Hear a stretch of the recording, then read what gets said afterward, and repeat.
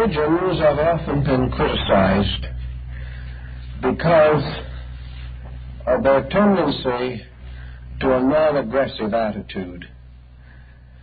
While this does not necessarily reflect their policy, it certainly does reflect their teachings in many cases. Religions have always emphasized the importance of acceptances. In the older theological systems, the will of God was regarded as final authority. Man could not go against this. And although he might sometimes rebel inwardly against the conditions that arose in his life, he could only accept whatever heaven sent. The Chinese had their own adage bearing upon this, in which they expressed the concept that heaven bestows and man receives. What man receives, he must take. What heaven wills, he must do. Actually, there is a certain rather valuable psychological principle involved in this concept. We have to recognize that most rebellion is essentially meaningless. It is merely an emotional outburst, an intensity, an anger, a resentment, some form of opposition arising in man, causing him to have a very negative reaction to the things that occur around him. If the individual has been trained from early life to certain disciplines of acceptance, there is no doubt that his worldly affairs will go more pleasantly for him. In the first place, religion has a tendency to blunt rebellion at its very source. The person finds no advantage in attempting to resist the will of heaven, whatever this may demand. He has also been brought up in a code, and this code has imposed certain disciplines upon his own attitudes. If he is devout, he has been trained not to hate. If he is sincere, he has been indoctrinated with certain standards of honesty. If he considers himself an upright citizen in the face of heaven and earth, he maintains his honor, protecting it to the very best of his ability. Thus, he has a tendency to defend himself against temptation, even as the temptation itself arises. He does not wait until it has taken a firm hold upon him. I know I have talked to a great many very devout individuals. Some of them perhaps were a little narrow-minded, a little bigoted, but one quality was rather clearly indicated. What their credo taught, they obeyed.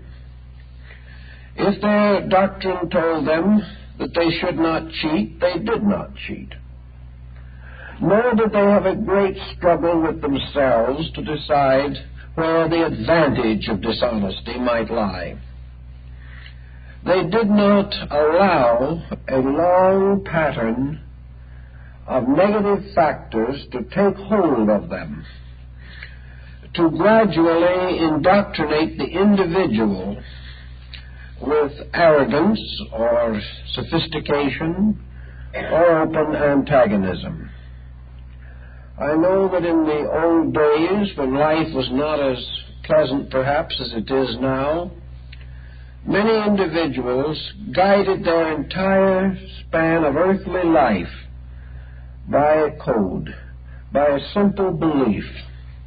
They held to this as firmly as they could.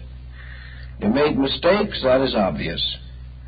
But all in all, they did save themselves a tremendous amount of misery. I know in the community where I lived, one rather kindly, placid-faced old lady, was more or less a tradition even while she was alive. Her face was without any of the marks of tension which we observe so often now. She was regarded as a good woman. Good because she had a simple code and a simple creed, and she lived it. Her code taught her to be charitable, so she shared her goods with others. Her code taught her to be humble, so she carefully avoided the pitfalls of pride. Her code told her to live simply, and she followed it to the letter. She refrained from many luxuries that others enjoyed because her creed did not approve of luxuries. And when difficulties arose, she retired quietly into prayer, asking for strength and understanding and insight. And then whatever happened was the will of God. And she accepted it, with tears sometimes, but with a deep inner belief that what happened was right.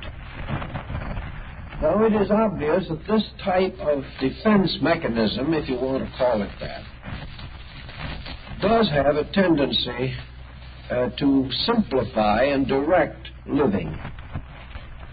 In Eastern philosophy, in Buddhism, for example, Buddha himself made a strong point of the importance of watching the pressures that arise within us.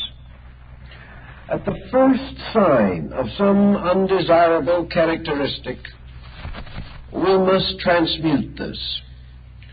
We must never allow small evils to grow up and become great evils. We must never allow a tendency to finally take such hold upon us that we can no longer control it. So in the Buddhist doctrine, the moment an attitude that was inconsistent with true value arose within the mind or emotions, it was the duty of the person to quietly but firmly reject this attitude. Build nothing upon it. Allow it no place in his life, and turn from it, even while the first pressures were forming within himself. By this constant vigilance, the person never permitted himself to become habit-ridden.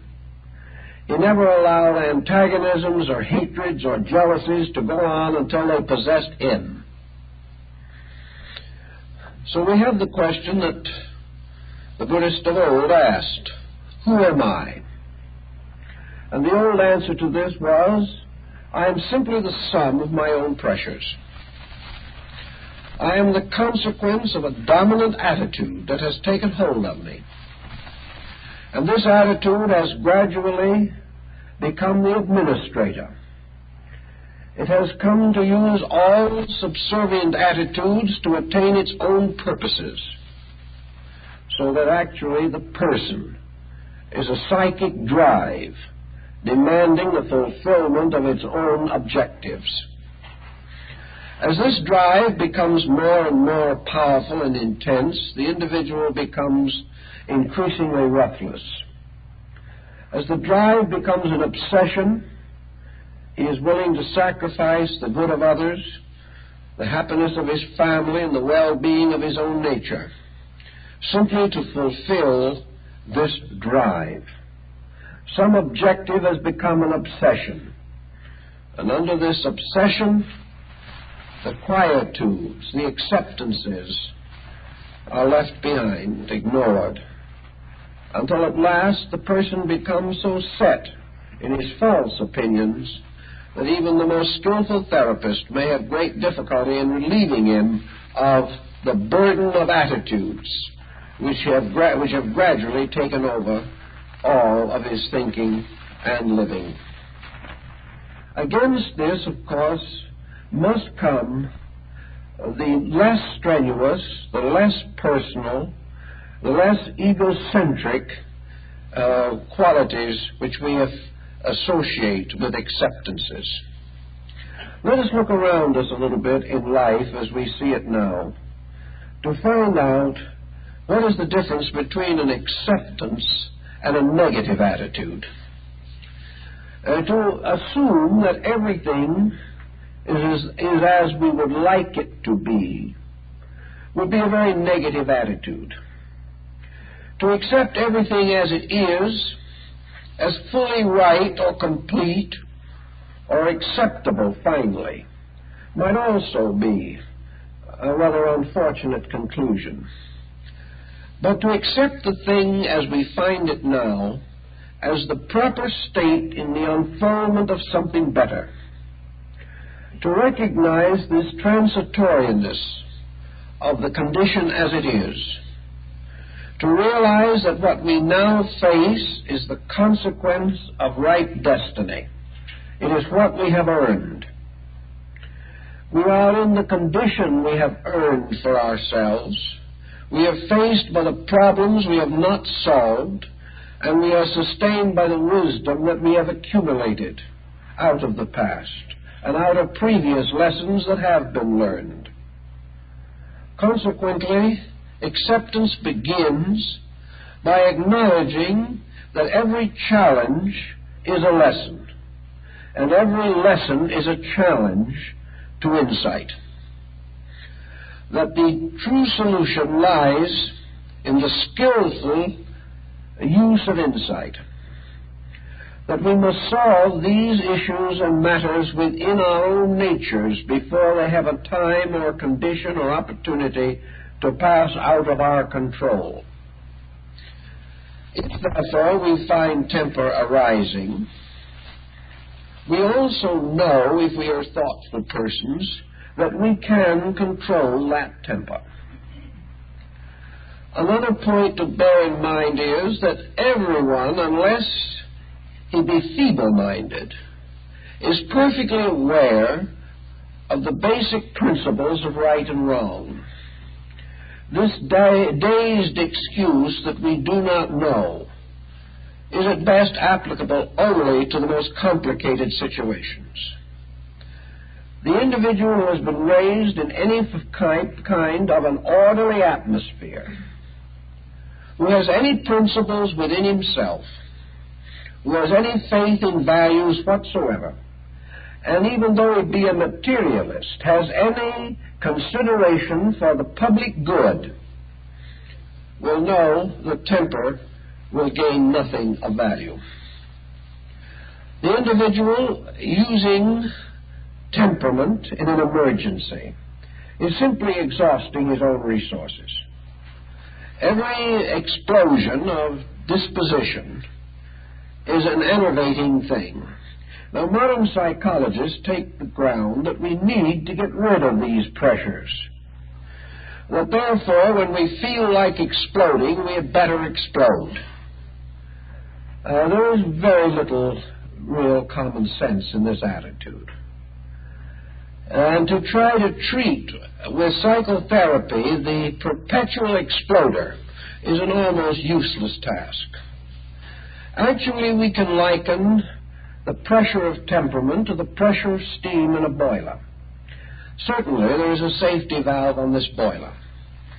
And we can, under certain conditions, open this valve and let off steam. We then close the valve, go back to some other occupation, and a little later we must come back, open the valve again, and let off more steam. The reason being that all the time steam is being generated by the fire under the boiler. If you want to prevent this steam pressure from rising beyond a reasonable degree, you've got to lower the fire under the boiler. You have nothing to gain by constantly letting off steam and then creating more. The idea that we will finally get rid of all the steam and settle down to be quiet people is more or less ridiculous. The only reason we do not realize how foolish this attitude is that somewhere along the individual drops dead letting off steam, so we never know what he might have done, and he exhausted all of it. It exhausts him first. It is obvious then that the attitude of acceptances is reducing the pressure behind the personality. Therefore, the personality will not build up pressure. It will not build up this steam which must be constantly released by some artificial procedure. If we do not build up tension, we will not need to take sedation to control tension. We will not find it necessary to block intensities by various bromides if we do not create the tension. All tensions have a destructive effect, finally, upon some part of our compound natures. They damage structure. They impair function. They establish the bases for physical and nervous and emotional ailments. They make us sick, slowly but surely. Now, some insist that this is true, but only to the degree where these tensions and pressures are, we will say, not justified. We always like to hold the attitude that we have the right to be righteously indignant. And there are certainly cases where an individual has a tremendous provocation for being angry. There is no doubt that when we have been bitterly imposed upon, deceived, or injured, where it is obvious that others have victimized us knowingly and intentionally, we look rather helplessly about and say, are we supposed to take this? Are we supposed to be happy, lovable creatures in the presence of very serious wrongs that have been done to us? Is it not perfectly justifiable for us to finally turn and injure the person who has injured us? It is only justice. He has had his day, and now it is our turn to have ours. He has hurt us without consideration. Why should we consider him? He has cheated us. Why should we not cheat him? And with situations as they are, why not cheat him before he has a chance to cheat us? Always assuming that in this particular kind of life that we know, the rule is to impose upon the other person first. Actually, nature recognizes no difference between righteous and unrighteous indignation, inasmuch as it recognizes no difference between processes or situations or trends which are essentially the same in principle and are only subject to different interpretations. Our blood pressure is not any improved because our indignation is righteous. The damage we do to ourselves is not less because we justify it. Whenever we permit our emotions or our attitudes to become destructive, we are hurting ourselves regardless of the motivations. This is undoubtedly one of the reasons why we find the strong emphasis in the New Testament on the problem of forgiving the adversary. If we do good to those who do good to us, what merit or credit have we? For so do the scribes and Pharisees.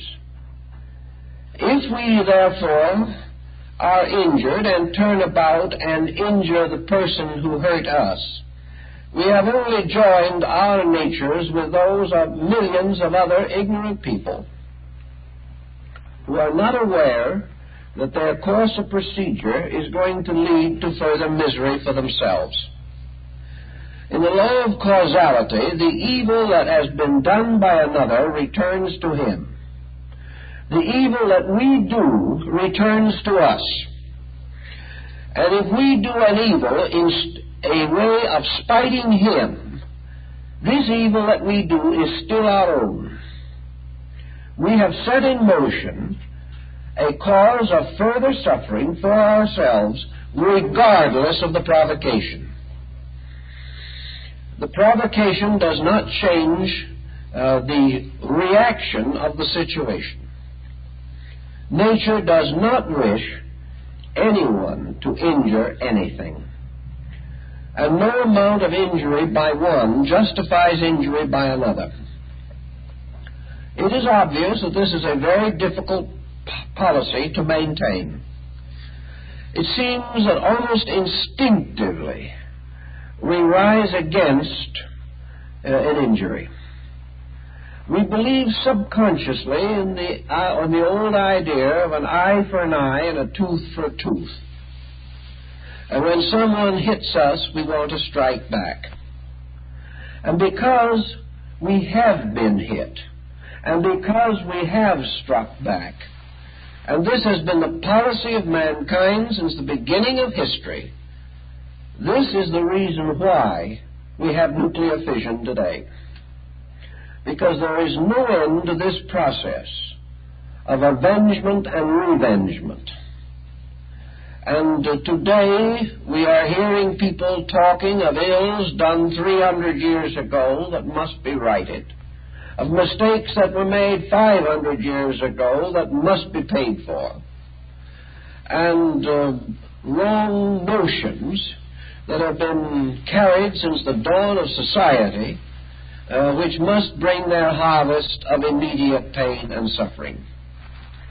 So wherever we are, whatever the principle may be, the only possible answer to any injury that is done us is to take an attitude of some kind that causes no further injury to anything or to anyone.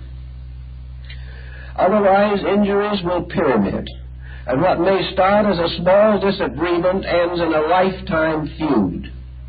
And even this may not exhaust it, for feuds will go down in families from 3 to 5 generations, because no one has had the courage or the wisdom to break the tragic chain of circumstances. This is contrary to human nature, we can say, that it is almost more than we can ask of a person to graciously and quietly accept injury. Yet this is the only way we can outwit the cycle of causality. This further brings to mind another very solid philosophic principle. When injured, instead of turning against the other person, turn into ourselves and ask the question, why? Instead of assuming that the injury is completely the responsibility of the person who perhaps became its principal catalyzing agent, let us see just how and why this injury came about. One of the most common causes of injury is some injustice of our own, which has awakened a negative reaction in someone else. The individual who by nature is just, who by consciousness is kind, and who by thought is intelligent, and who by emotion is constructive, such an individual is not nearly so likely to be injured. First, he does not open himself to injury. He is not thoughtless or careless, nor does he set up causes in himself which others will naturally resent. Nearly always, injuries arise from a mutual situation of some kind. In the defense of our own attitudes, we are disrespectful or inconsiderate of other people, and they turn on us. Perhaps one reason that we are proverbially injured is because we have lowered our defenses in the hope that we would injure someone else first. This takes us back to principles of Western boxing and Eastern judo. Whenever we are off balance, whenever we are reaching out to impose upon someone else, we are vulnerable. This other person can, so to say, beat us to the punch. And this happens a great many times. If we are trying to make an unreasonable profit, we will stand to take an unreasonable loss. If we are selfish, indifferent to the rights of others, we open ourselves to their antagonisms. And wherever we get into trouble, wherever we are the victim of something, to what degree have we contributed to the delinquencies of the other persons? This can be a very sobering line of research, and can frequently prove to us that either through carelessness or indifference or selfishness or egotism or simple blindness, we have laid the foundation for the trouble that has come to us. Thus, it is not usually true that a noble, wonderful, thoughtless person is bitterly used. It is nearly always true that we are contributing in varying degrees, all of us, to a pattern of discomforts, a pattern of misunderstandings. I know we have had a good many cases recently of interreligious marriages that have pointed out some of these problems. Young soldier stationed in a foreign country has come home with a foreign bride. His family is terribly upset. They have never stopped to consider that the fair thing to do would be to wait and see what kind of a person their son has married.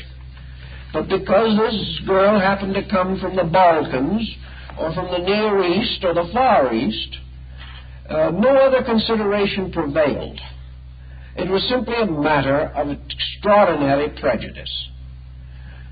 When the girl arrived, she may have been also under a great deal of tension.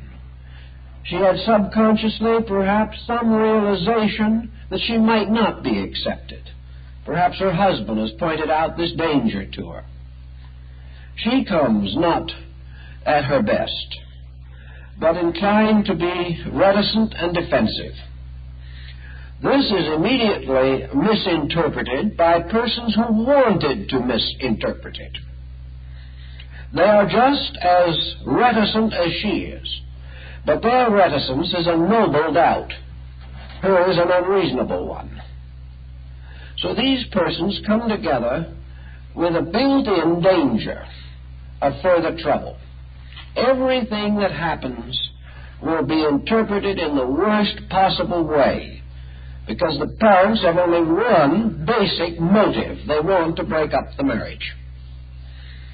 Now, these parents will be very indignant and very hurt if, for instance, the young wife turns on them someday and gives them a piece of her mind.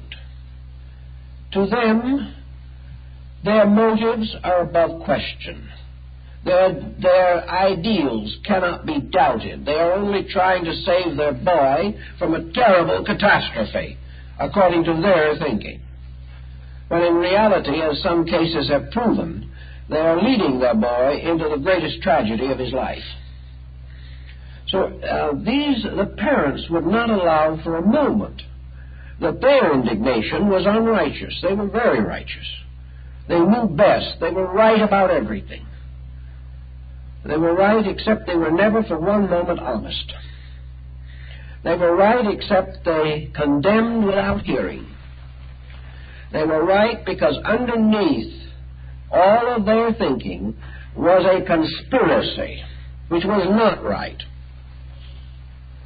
and which had a wrong motive, perhaps without realization that it was wrong, but nevertheless a very cruel and destructive one. When people with this kind of subjective patterning are hurt, they are very terribly upset about it. They just cannot think things through to realize their own part in the pattern. So wherever we find ourselves suddenly the victims of what appear to be evil intentions of other people, we must give a little question as to what our own motives actually were. Sometimes these motives are perfectly acceptable socially. They are the motives that our ancestors used. They are the motives that our associates are addicted to. But these motives may still be extremely wrong as far as universal principles may be concerned. The only real answer, for instance, to this problem of the foreign marriage that I referred to is another example which occurred in Texas, which I happened to be very close to and saw it work out. The young son came back with a foreign bride of a very foreign background. The family was a little dismayed. They had been forewarned. They didn't know exactly what to do about it. But they sat down and they made a simple decision. We're going to wait. We're going to come to no attitude until we find out what kind of a person our boy married. If he has married a fine person, we're going to accept her. And we're going to accept her without question. If she has the power to make him happy, we're for her. Well, again, the young lady appeared with reservations, but with a great deal of innate charm and grace and insight and maturity, and in a few months was the most beloved member of the family. They had waited for the facts. The facts justified an acceptance rather than a rejection. But if they had made up their minds beforehand or trusted to their gossiping neighbors for a decision, it would have been a very bad situation. So many situations that seem to get pretty difficult must not be blamed upon the other person totally. We are all to blame unless we all use the deepest integrities that we possess. Now, if you had asked any of these gossiping neighbors what their motives were, they would have tried their best to justify themselves. All they wanted to do was be helpful. Really, they did not want to be helpful. They knew just as well as anyone else can know that gossiping isn't good. But against the fact that what they were doing was wrong, there was a certain satisfaction that they were exercising an influence, that they were forcing a situation, that they were throwing weight around in some way, that they were becoming important because they were helping to advance a negative conspiracy. These people, any one of them, under a polygraph, lie detector, would have admitted that they were wrong. But under ordinary analysis, they would not admit it. They knew in principle they were wrong.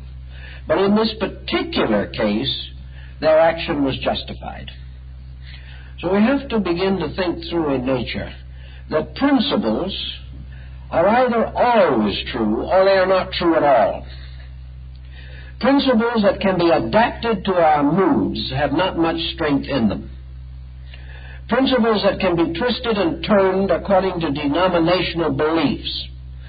Principles that apply to one race and not to another. Principles that apply to one level of society and not to another. These are not principles at all. They are merely prejudices and conceits and bigotries. For we live in a universe in which there are certain things that are right and certain things that are wrong. We find out what is right not by recourse to the words of the wise or to ancient scriptures. We find out what is right in terms of what hurts and what does not hurt. Wherever we get ourselves on the wrong side of a situation, we begin to suffer. And we continue to suffer until we correct ourselves. This suffering is sometimes protracted. It does not immediately appear. Sometimes it extends as a nagging situation over a period of years. But the person who breaks the rule has to live with the punishment that is inevitable. So philosophy has developed around what we might call a doctrine of experience. That which has never worked probably never will. That which has hurt everyone else will hurt us. That which no one else has ever succeeded in doing well, as far as temperamental problems are concerned, will be difficult for us to do well. But we also realize that out of experience, man has created a code that was first unwritten and finally was recorded for the benefit of ages to come. This code is nothing but the record of the results of long living, the results of cause and effect recorded in the lives of living things. These laws are unchanging.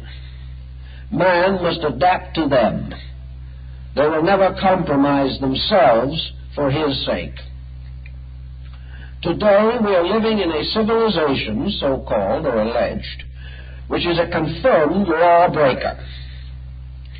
A civilization which seems to exist primarily to try to disprove law. A civilization that makes the attitudes or whims of the individual utterly dominant. We are expected to believe that man can live as he pleases, regardless of the level of insight upon which he functions, and that no consequence will come to him that is adverse to his own desires. We cannot prove this. We talk about religious superstitions, that it is very difficult to prove the existence of the devil, that it is very difficult to localize the true place in the universe occupied by heaven, that it is also very hard to justify some of the abstractions of theology. Therefore, what we cannot prove, we have a right to reject. But on the side of experience, where things work out, our attitude is, what we have proved, we have a right to reject. We have proved for ages that war will never produce peace. Yet this proof is to be rejected. The individual that believes the good man may go to heaven is superstitious. But the individual who believes that he can win a war and gain security and power for himself and his descendants by autocracy or dictatorship, this individual has a right to affirm that he is realistic, although he cannot prove anywhere, any time in history, where his kind have not come to a bad end. So nature has bestowed upon us, as many Eastern philosophers particularly have pointed out, an absolute measuring rod. A measuring rod to determine the effects of conduct, and that we should be forever mindful of the evidence that accumulates, that this evidence cannot be gainsaid. It cannot be denied, contradicted, or disproven. It can only be hopefully ignored. Evidence tells us that if we want to be reasonable, if we want to think straight, if we want to plan intelligently, if we really have some desire for happiness, for security in life, for genuine friendship, for true and honest affection, if any of these are meaningful in any way, we must live in a manner that will make them possible. And if we do not live in this way, we will not have them, nor can any amount of bribery or chicanery attain them for us. No amount of rejection intellectually of that which is true or the effort to build up and prove that which is not true will have any effect whatsoever upon facts. We live in a universe of facts. If we abide by them, they will give us the results that we are entitled to. There is just no way of changing this pattern. And the simplest thing is to change ourselves into harmony with it. We all know that hasty judgment is apt to be bad. We all know that carelessness increases industrial accidents. We also realize that persons who are over-fatigued and drive a car are apt to have accidents.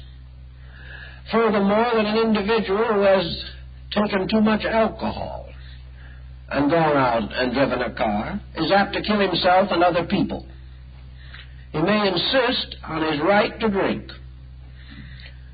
but whether he is right or wrong in his determination, he is still a menace to himself and others. His own attitudes on the matter have no bearing upon the reality. The reality is how much alcohol is there in his system. And if it is there, it is there. And no amount of platitude can change it. Everywhere, these facts have to be taken into consideration. Most people who make wrong decisions do so because they lack inner integration. Man has to possess a certain intuitive power in order to make successful judgments. This does not mean that he has to have some kind of metaphysical abilities, but it simply means that he must be able to use his faculties as nature intended him to. That he must have these faculties trained to a reasonable degree of efficiency. And that in all emergencies, his wisest course is to make full use of all of the available resources of his mental, emotional, and physical natures. A crisis simply is a demand upon everything that we are to meet the emergency that we face. To meet an emergency with everything that is the best of ourselves, we have to meet it with an extraordinary quietude. We see nature stepping in and setting this pattern in motion. I have gone through a number of tragic circumstances with other people. And nearly always, as an emergency becomes more critical, the natural tendency of the normal person is to become quiet. Over small matters, we may become hysterical. But in the presence of a great circumstance in life, a great tragedy, a great mystery confronting us in life, almost always we become quiet. We become quiet because we instinctively have need of the most of our own nature that we can bring to bear upon this circumstance. We need clarity. We need depth. We need to use thought for solution, for comfort, for consolation, for inspiration, for acceptance. And nature tries to make this thought available to us. Nature also, under normal conditions, builds up a tremendous reserve of quietude for persons carrying a very heavy load. Very often we are able and sufficient to tremendous emergencies. It is after the emergency passes, or after the situation is terminated, that we may frequently come into a critical emotional condition. The sudden removal of responsibility, the sudden shift of the pattern, may release a great deal of hysteria or tension. But during the need, we were strong as nature intended us to be. If our insight had been as great as our strength, we would not have had the shock reactions afterwards. It just meant that we were using natural resources to get through the emergency. But when it was past, we fell back again into our artificial attitudes, and these gave way and let us down. Acceptance, then, is actually not the individual who agrees with something he does not believe in, does not compromise in any way his own integrities. Acceptance is clear thinking and a quiet decision made within the self. We do not need to cooperate with anything that we believe to be wrong. On the other hand, in matters where our own judgment may be no better than anyone else's, there is no justification for a bitter outburst of resentment or antagonism. If the person refuses to be tempted into an unreasonable situation, he will not be forced to fight his way out of it. Acceptance, then, is evaluation. It is the proper weighing of situations. It is the effort to discover the true meaning and the real lesson which every incident has for us. It is the person becoming so deeply aware of the importance of principles involved that he is no longer aware of his own feelings primarily.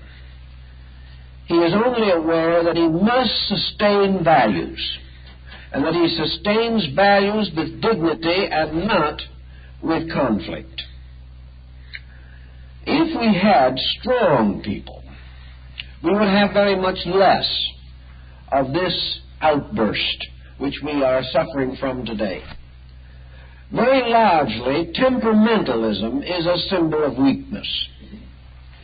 It is an individual who, falling into the water and not knowing how to swim, strikes out in every direction at once and sinks. Whereas if he was quiet, he would float, and might very well float up on the shore, simply carried by the tide itself. But if we thrash around in a situation, the chances are 10 to 1 we will drown. But we will not drown because of the sea, but because we did not know how to conduct ourselves in the emergency. Thus, in everything, the cool mind, the thoughtful mind, immediately taking hold of the situation, sees the probabilities and the most likely way out, and quietly and in an orderly manner proceeds to protect values by intelligent judgment, decision, and action. All of these principles are possible only, however, in their operation upon the person having his faculties at his disposal. If his faculties are already tied up in a tempest, they are not available to him. When he seeks inside himself and finds only prejudices and antagonisms, he is incapable of honest judgment. He has destroyed the right to solve his own problem. He must therefore continue to make the false solutions that have complicated similar problems from the beginning.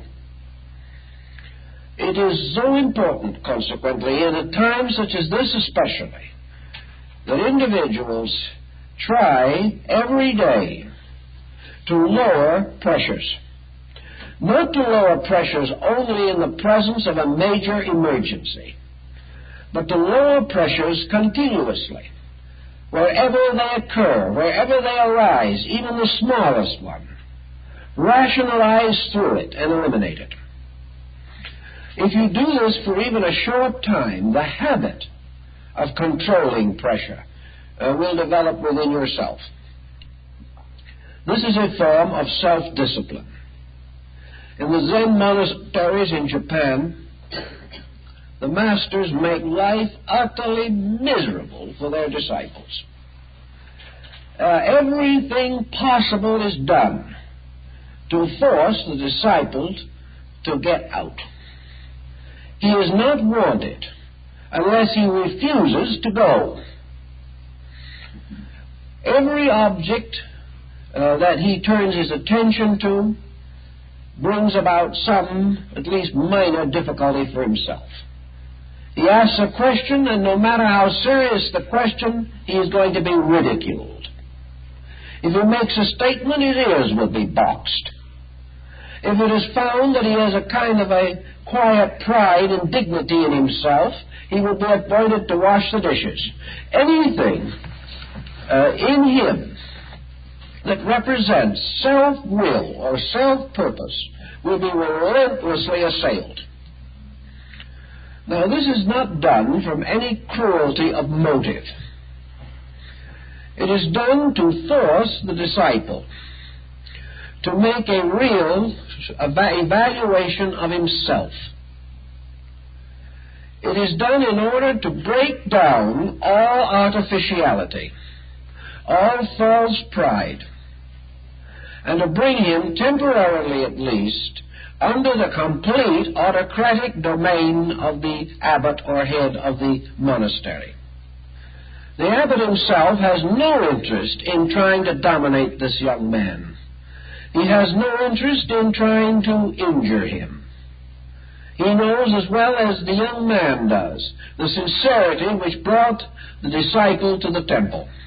But he knows something else, which the disciple does not know, and that is that unless the disciple is able to accept discipline of the most stern kind without the slightest emotional reaction, he will never get very far in his search for truth.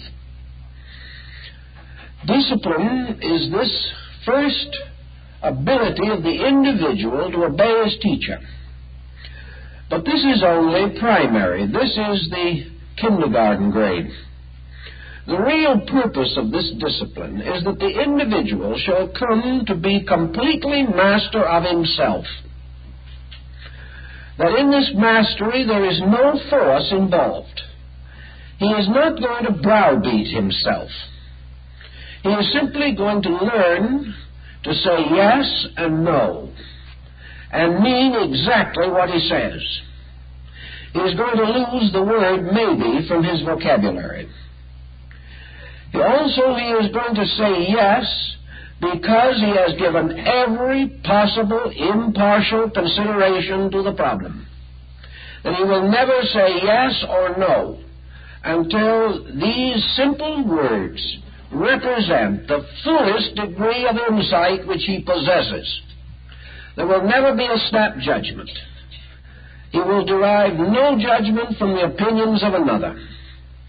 He will not find his answers by recourse to books. In Zen there are no books. He will speak simply and directly, always from the very best of his own understanding and insight. And he will work unceasingly to increase this understanding and insight. And the more simple his life, the more simple his decisions, the clearer his judgment, and the stronger his willingness to do that which is true, with no consideration for his own advantage. As these processes develop in him, his insight strengthens, he becomes more capable of reality and less addicted to error. He has gradually brought himself into harmony with the law governing existence. And this law simply demands that conscious beings bind themselves by conscious effort to the plan to which they belong. Unconscious beings or subconscious beings are bound by instinct. Man must be bound by a conscious dedication and a conscious sacrifice of self-will in order that he may live in harmony with the universal will. Now, it might sound from all this that the end is a pretty dour one. Here an individual goes around psychologically muscle-bound for the rest of his life. He can only do the things that he believes to be right. He must question his every action and his every motive. And as one non-member of the sect pointed out, nearly everything that is right is unpleasant, and nearly everything that is pleasant is not right. Therefore, the end is misery. This is not true at all.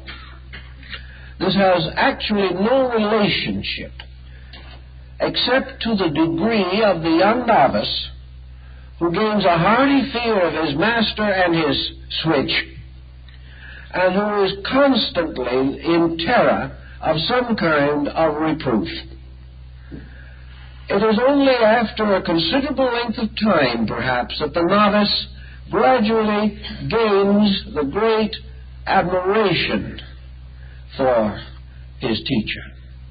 There is the story of the young man who reverently and sedately and with all the formalities approached the master on several different occasions to ask questions, to discuss matters of importance, and to try to convey the impression that he was very serious.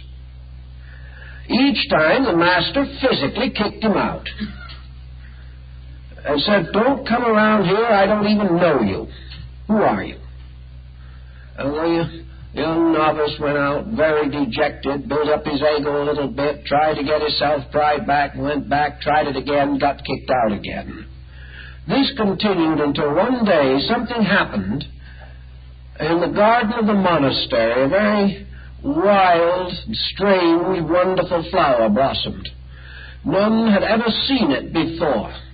And the young novice, absolutely possessed by the tremendousness of this flower, dashed unannounced into the master's presence and said, "Master, come and see this wonderful thing." He was all excited. He forgot himself. He forgot the master. All he could think of was the beauty of this flower. And the master embraced him most tenderly and says, "At last, I have met you.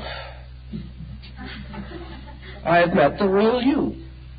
I have met the thing that was not always playing parts, always dressed up, always so demure, always so artificially humble. Forget all this. Simply be yourself. But let yourself be always true, always gracious, always beautiful. Let it have this tremendous thrill at the beauty of this glorious flower." Thus, in the whole concept, there is no real frustration involved. There is no tremendous struggle against temptation, because the temptation simply doesn't exist there. The person suddenly comes into a universe of tremendously attractive things. A universe that, as far as he is concerned, is free of pain. He is aware of the pain of others and is dedicated by his obligations to help others in every way possible.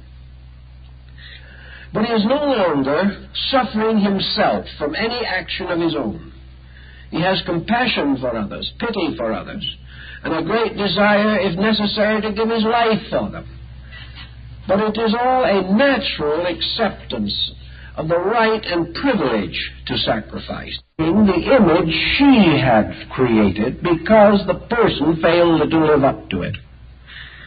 As soon as she began to realize that this person was not an image of herself, that it was not possible for this person to fulfill her expectations, but that this person could fulfill certain natural expectations and could grow, and being good-hearted would grow.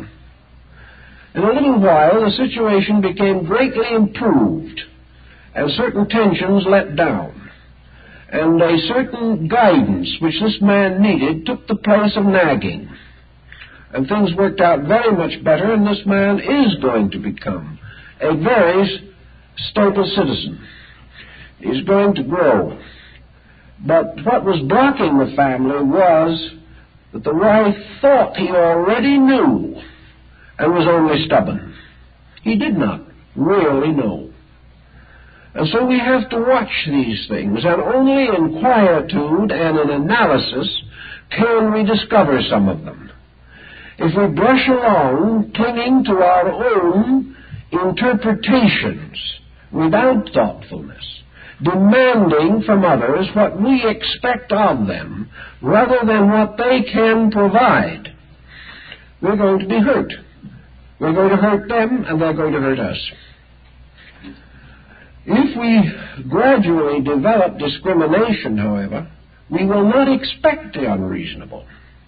We will understand why other people misunderstand us. That it is not merely that they want to hurt us, but that they are not equipped to take on the attitudes that we wish them to take on. Let us also then ask ourselves another question. Do we really know the value of the attitudes we want them to take on? Are we so completely right ourselves that they would be emancipated by becoming like us? Would the fact that they became cut-out copies of our own deportment assure their salvation and our eternal happiness? Usually no. In the first place, the individual who is trying to change others is usually in desperate need of change himself. The patterns which he regards as proper have produced very little for him except trouble. He values them not because they are right, but because they are his. And he assumes that all others can be wrong, but he cannot be. So this statement that we hear so often in a reply to advice, well, if I was in your place, I would do it this way, is utterly meaningless. If the other person was in our place, he would do exactly as we have done, because the place created the situation. We have no reason to assume that anyone will be better by doing it our way, unless we can prove that our way has been astonishingly successful in matters of real value. The mere fact that by our way we have managed to accumulate a few extra dollars or risen a few steps on the social ladder,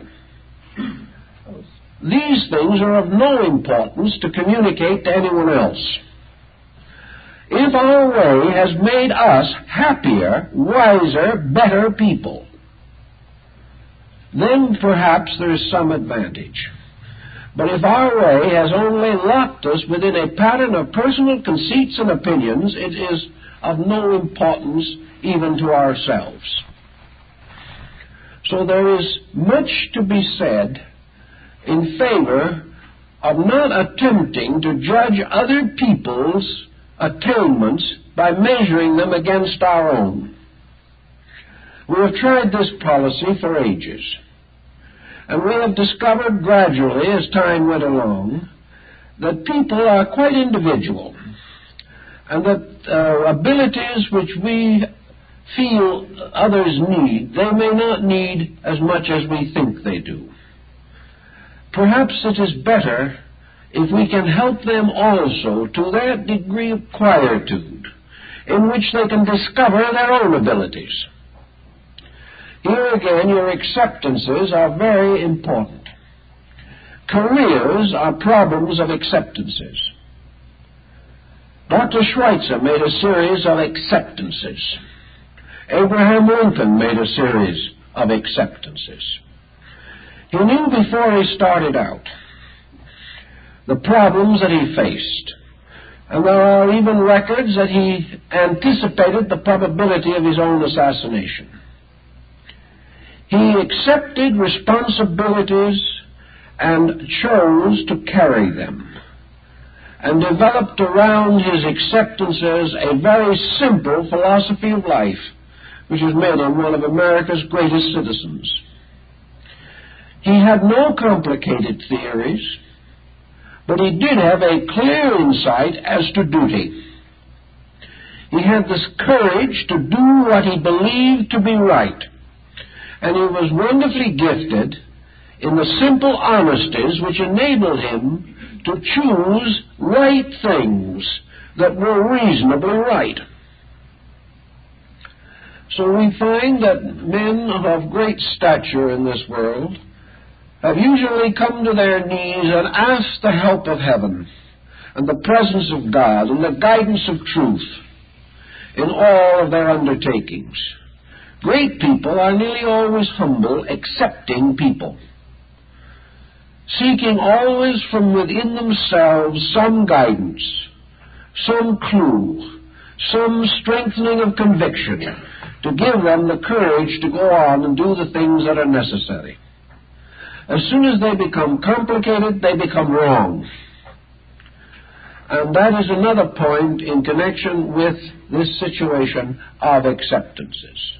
Errors can become very confusing, very complicated, until the judgment of the wisest will not be sufficient to divide the false and true.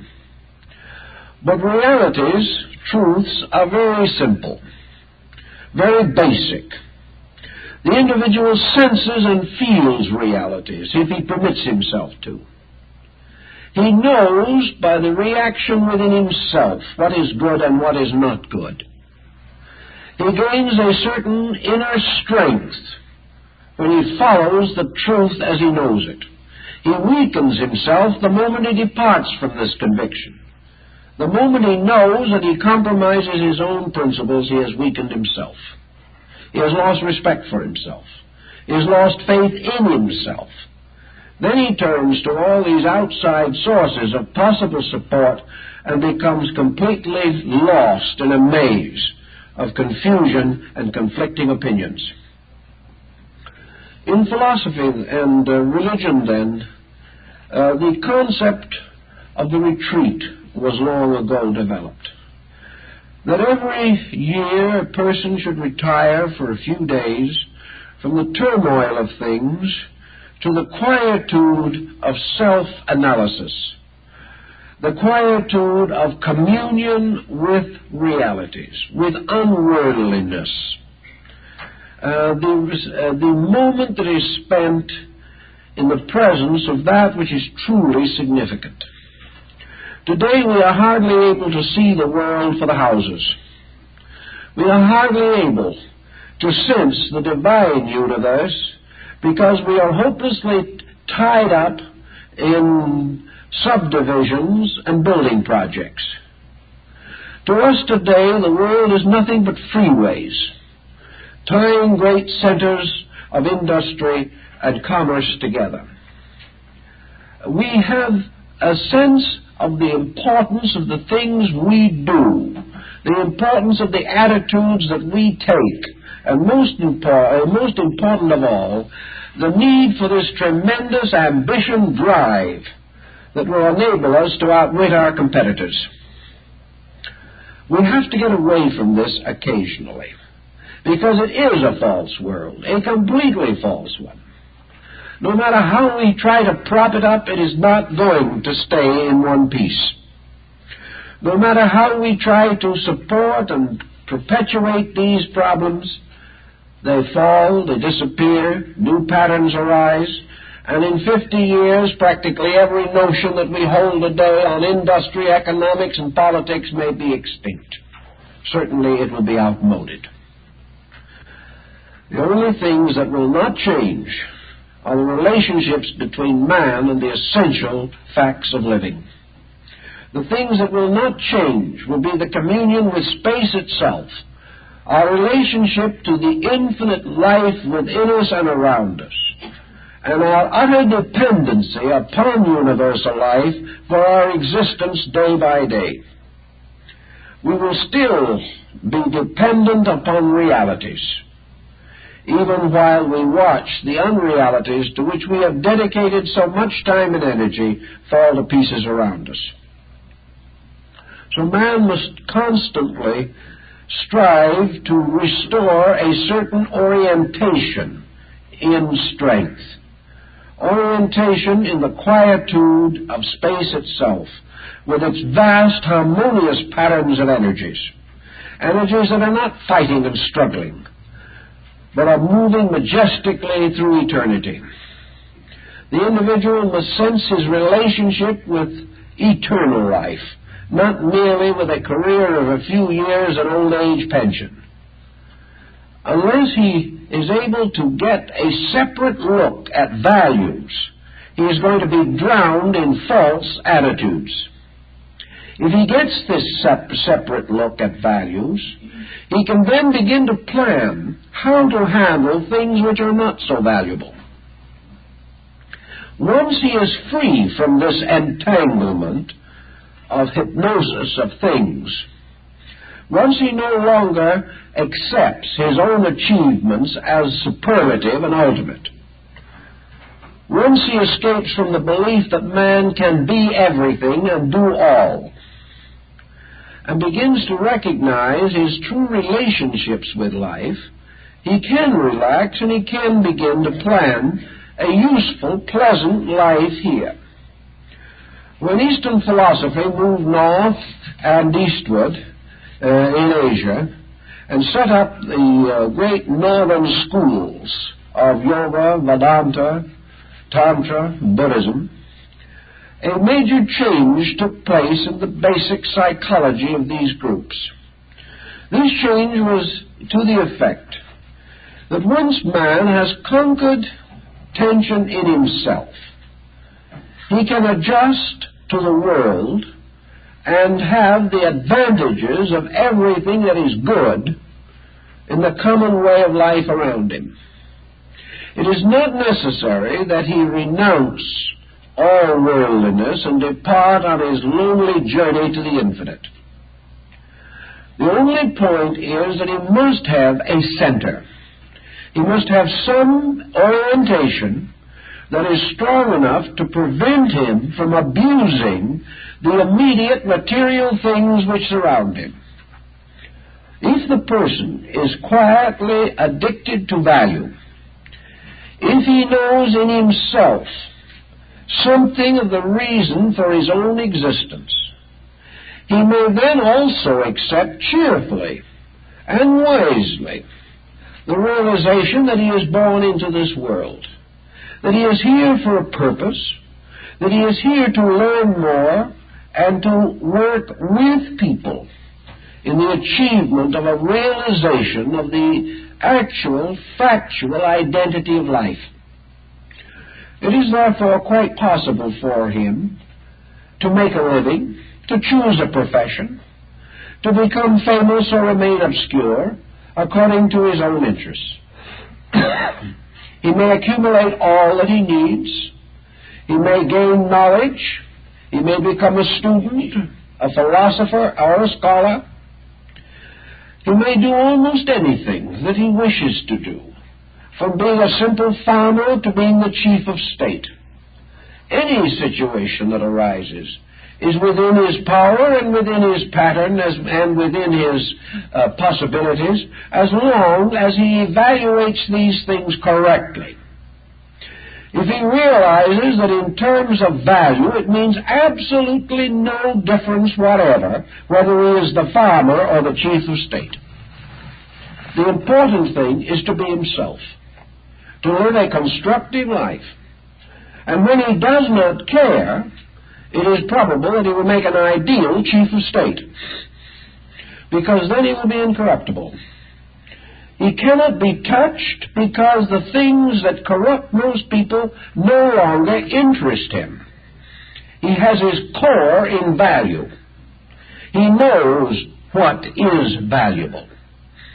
And he will no longer deceive himself, and he will no longer compromise himself, and he can no longer depart from the light that is already within his own consciousness. It is in there. He cannot go against it. So inspired and strengthened by this light, he may live constructively on almost any level of society. He may achieve any reasonable end, and whatever he does do will be done honorably, will be done with a full spirit and a full heart. He will do these things in a way that will bring distinction to his profession or his trade. And he will probably be inspired with a great deal more creative artistry than the person who lacks this inner adjustment. Actually, the person who has achieved this acceptance is the only person who is free. He is free because there is nothing that can enslave him. He has already thoroughly rationalized and intuitively understood through ambition. He has recognized the uselessness of selfishness, that it can produce nothing of value.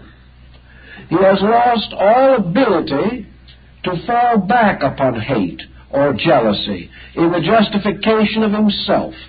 He knows his own faults, he knows his own weaknesses, and that efforts to justify them are useless. In substance, he has become honest. And being honest, he is also in a prime relationship with life in terms of growth. Knowing what he does not know, he is open to learning. He knows exactly what he needs to know, and will never be obscured by sophistication and assume that he knows more than he does. The test of knowledge is to whether or not it will support him in his emergencies. If the knowledge doesn't work, it isn't knowledge. If the knowledge is only theory and cannot be applied to any particular situation, it is worthless. So the person is continually growing because he knows what he needs to achieve next. Having a completely honest estimation of himself, he can tell exactly the remedies for his own inadequacies. All of this is a very quiet procedure.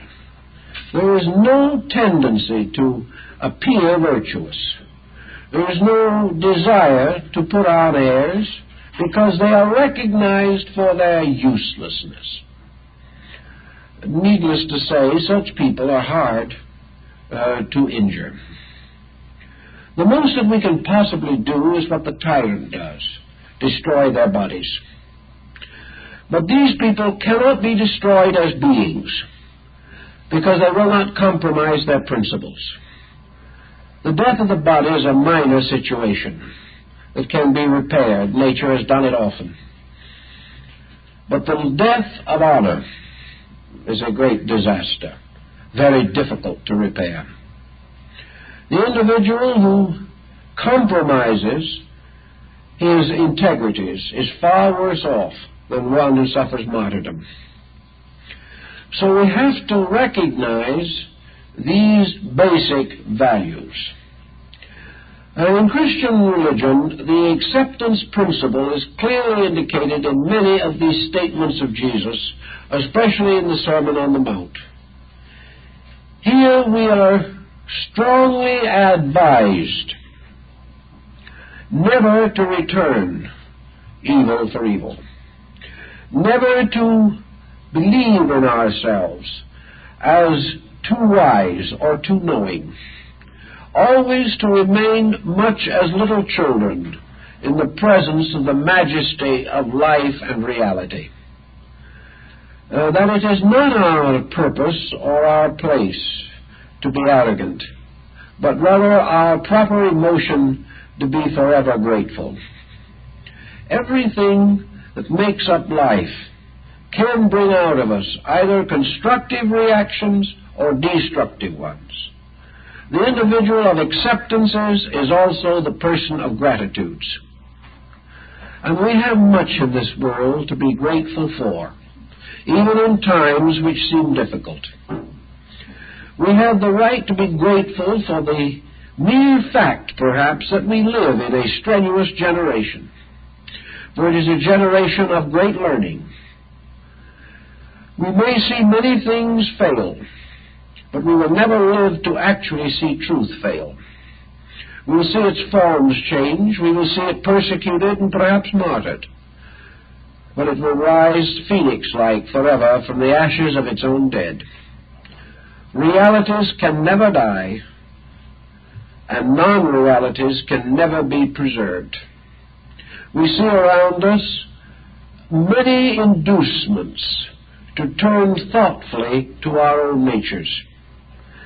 We observe that never before have there been so many good reasons why we should think straight. Never before has it been more necessary for us to be wise, to be quiet, to be kind. Never before have there been so many demands upon our energies, upon our resources, and upon our strength. These demands require that we shall conserve our resources, that we shall save our energies, that we shall do nothing to uselessly waste any resource that we possess. There is every reason we should be sober and protect ourselves against all such escape mechanisms as alcohol, narcotics, and sedations. If we observe in our own natures that we are not adequate to these conditions and to these pressures, then our first and primary duty is to achieve adequacy. This is far more important than a new swimming pool. This is infinitely more necessary to us than a late model car.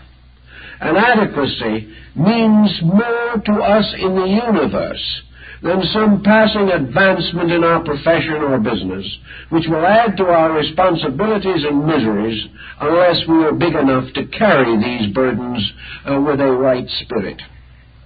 So no time at all is better than the moment to measure and estimate this term of adequacy in ourselves. Are we tired? Are we nervous, irritable, excited, depressed? Why? It is so easy to say that outside conditions are too much for us. But it is not quite so easy to say that we are too little for our own survival. Well, if man had tried desperately all through time to make a noble example of himself, if we knew that people were desperately striving, then we might say it's a terrible thing to have people live so well and have so many troubles. It is hard to believe that people who are so sincere should be in so many difficulties. But we cannot honestly say this. We cannot say that the overwhelming majority of human beings is really doing the best it can. It is doing the best it feels like doing at the moment.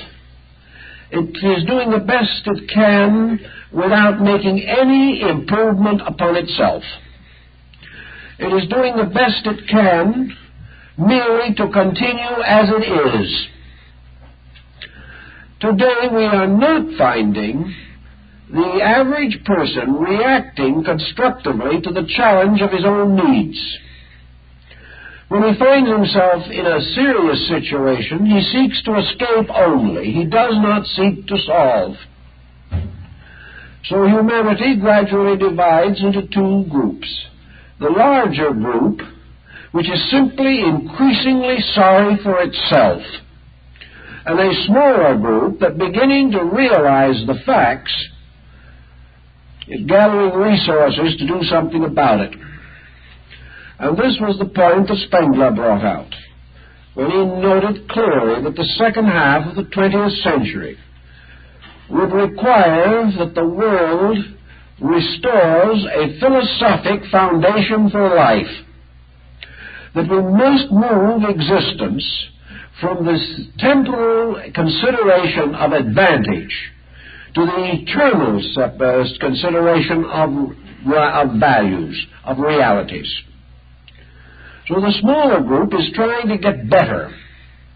The larger group is just taking aspirin, trying to forget that it hurts.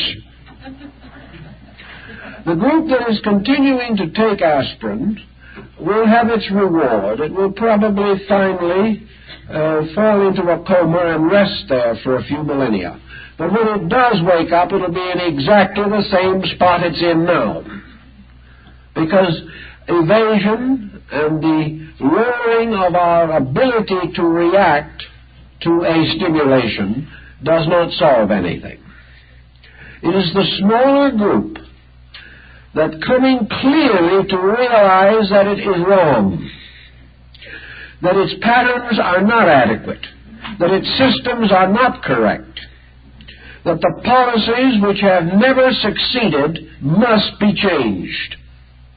This smaller group, finding itself perhaps leaderless, finding its sphere of world influence very limited, and that the great decisions are being made by the irresponsible, is finally confronted with the same decision that every thoughtful person has been faced with since the dawn of big time.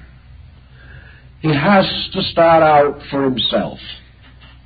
He has to assume that the one thing he can do is work himself over and get himself straightened out.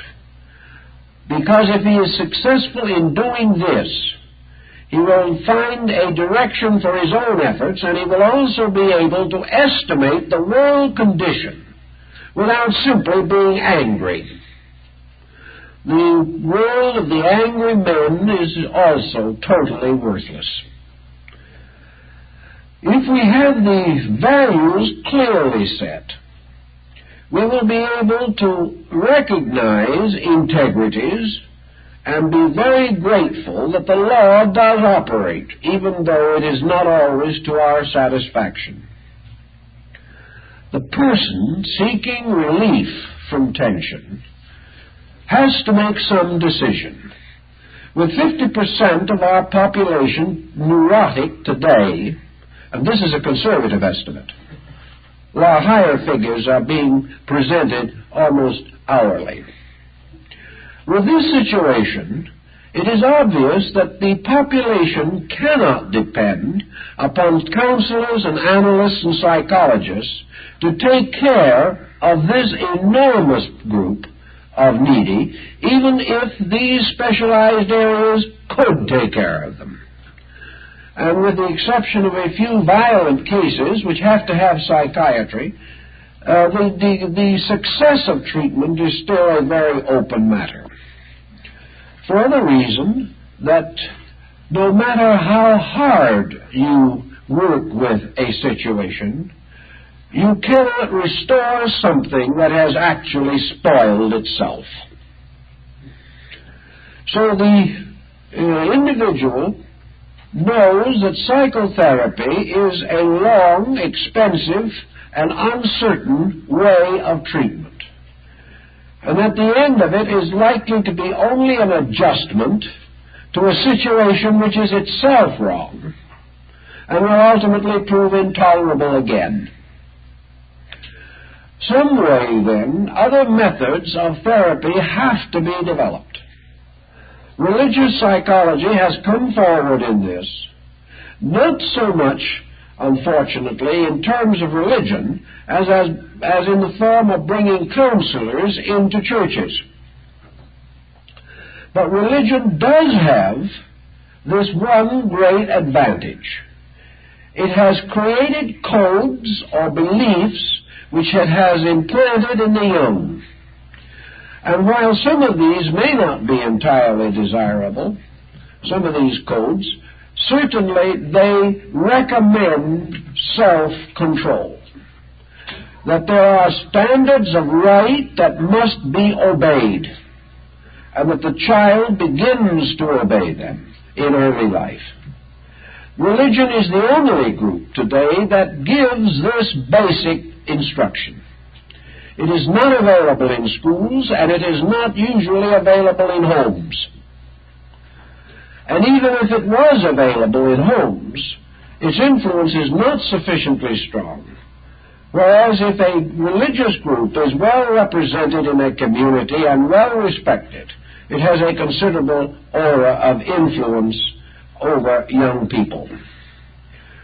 So if this religious group starts in with the young child, teaching that child to love God and to be true to his fellow men, to be honest in his dealings, to be kind, to seek truthfulness, to be modest, to keep his virtues, and in all things to be mindful that he has a destiny in the future, a destiny in the universe which he must return to, bills that he must pay, and that his future depends upon his integrity now. If these things can be brought home to the young, we have the foundations of self-discipline. These teachings are far more valuable than any later psychotherapy after the damage is done. So we feel that it is very necessary to maintain this religious sphere of influence, a religious sphere that is not sectarian, that does not make membership in a particular church the outstanding virtue, but makes obedience to the laws of God and nature the great virtues. If we can maintain these institutions and perhaps gather greater dignity for them by their own broadening and deepening and an increasing fellowship of faiths throughout the world, if religions can overcome their own differences and unite to teach a simple, honest, honorable code to the young, we will have a strong line of defense against the psychological problems that now disturb us. Most persons who are in trouble today, psychologically, morally, ethically, and we might say culturally, are persons of inadequate background. They may have come from wealthy backgrounds, they may have been well educated, but they were not taught and inspired to respect honor, integrity, and value, nor were they given a deep faith in any principle or power superior to their own desires. In other words, their spiritual culture was neglected. They then come in middle life to an analyst, having built a false life, a life in which they have achieved a certain amount of haphazard success. And this success, well interlarded with misery, reverse, and disillusionment. These people, because they are now in a crisis, seek to be straightened out. But for 40, 50, or maybe 60 years, these persons have never imposed any control upon themselves. They have never accepted the sovereignty of anything superior to their own desires, attitudes, opinions, and feelings. These persons, whenever they wanted to be angry, they were angry by divine right. Whenever they wanted to be stubborn, they were stubborn. Their virtues were never deep enough to prevent them from making the basic mistakes that have disfigured their lives. No psychotherapy can help these people unless it can re-educate them. And to re-educate them means that they must gain the skill and the strength to impose some regimentation of value upon their own lives. This has been one of the secrets of Alcoholics Anonymous. It has required a certain acceptance of the fact of God, of the presence of a spiritual power that will help man if man will help himself. And it is the acceptance of this superior power that has been the strength of this movement. Everywhere, acceptance means the renunciation of self and self-purpose in the acceptance of that which is superior. And in our present problem, this acceptance applies the person coming under the discipline of a power stronger than himself. The moment egoism which is self-centeredness, is brought under subjugation to something above egoism. The moment the right to do as we please is subordinate to the conviction that it is our duty to please to do that which is right, that we are accountable for our conduct. The moment we begin to think this way, we are in a position to begin to discipline our own attitudes. When temper arises, we can simply say, this is contrary to my code of right. This code is more important than I am. This code is more important because it is revealed by God. It is supported by natural law. And I know that if I break this code, I will suffer. With such inducements, the person will make a little better effort to keep his code. He will feel also that there is a certain support for him in the keeping of his code. He will learn, as all wise people have learned, that nature makes it easiest for those who do decide to keep the code. If man, therefore, tries to do exactly as he desires, he may gain no support from nature and find nature actually against him. But if, on the other hand, he obeys the principles which he regards to be right, and he is right, then the whole strength of universal right is on his side. Nature wants him to be normal. Nature has decided what normal is. Nature declares that virtue is normal. Health is normal. Wisdom is normal. Friendship is normal. These are the normal things. And the individual who lines himself with these normal things has the full support of nature. It will cooperate with him. It will advance him to the degree that he advances these principles through his own conduct. Words mean nothing. They must be supported by conduct. So, if we like to say, as the very devout person, that if we ask God's help, and we are sincere, this help will be available. We are simply saying in another way, that if we are actually dedicated to right, this right everywhere in the universe is available to us as strength. And when we ask in the name of right for its protection and help, we are asking no more than is automatically ours anyway.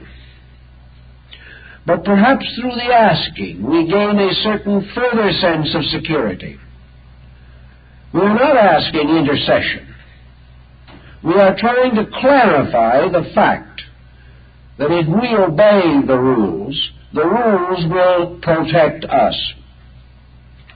But we have to subjugate our own will to the rules. The story of the fall of Lucifer is the story of self-will and its disaster. It is a legend to be found in some form throughout the whole world. The idea of man doing it his way in a divine world and coming to trouble.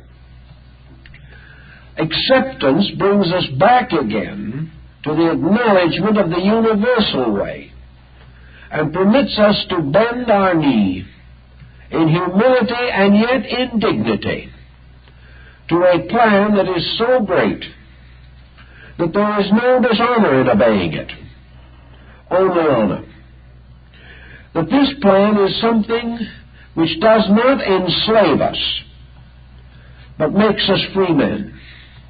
And it is this plan that does not weaken us by making us obey, but rather strengthens us through the acceptance of proper obediences.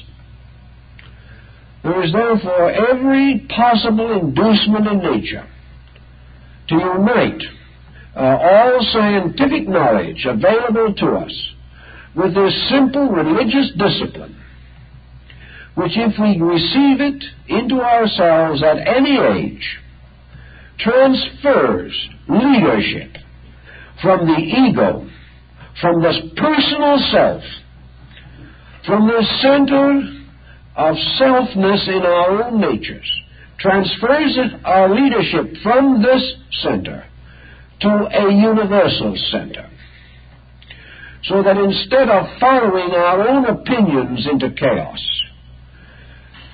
we follow the will of the universe along the path of eternal growth and light. When we make peace with the infinite, we achieve serenity of spirit. And if we have peace with the infinite, at what can we be at war? There is no other power that is real. So in this type of thinking, we recognize strong acceptances.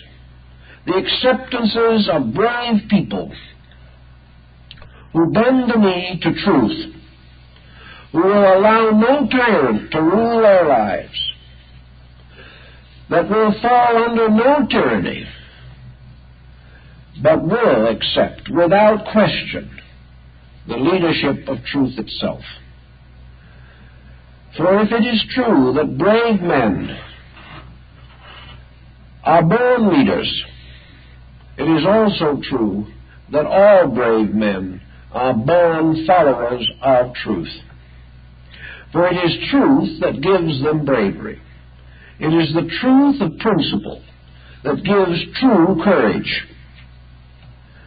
And actually, as the knights of old did their vigils in the cathedrals, dedicating their swords and their helms to the service of God, so modern man, in all of his adventurings in this complicated world, he may be a leader over other men, but he does not deserve to be a leader until he is a follower of principles. The individual who does not take orders from the universe has no right to give orders to other men. And to recognize this relationship, we have to establish the acceptances built upon thoughtfulness, upon quietude, upon integrities, upon values, and upon peace of soul. So in the quietude of vigil, before the altar of the great cathedral, or before the matchless altar of our own soul, the individual must make his dedications. And once he has made his dedications and has loyally resolved to keep them, his life is secure. And he will remain under the protection of his own dedications. They will never fail him. He may fail them. But these truths and principles, once made part of consciousness, will protect us not only in this world, but in the infinite future that lies beyond. We have to accept birth into this world.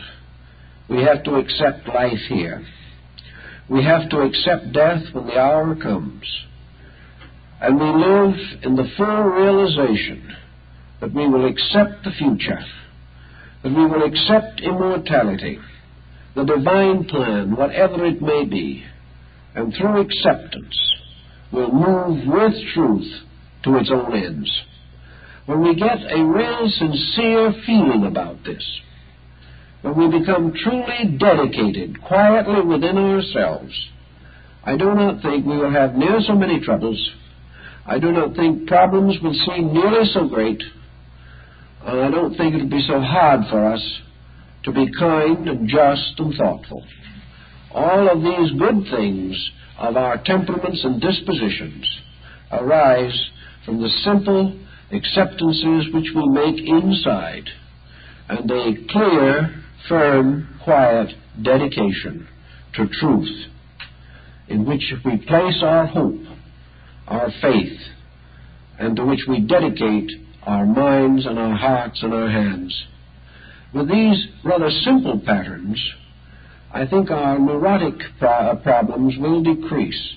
We will not need so much artificial help, because we will have the continuing help of nature, which will always support us while we are keeping the rules. Well, I think our time is up, and so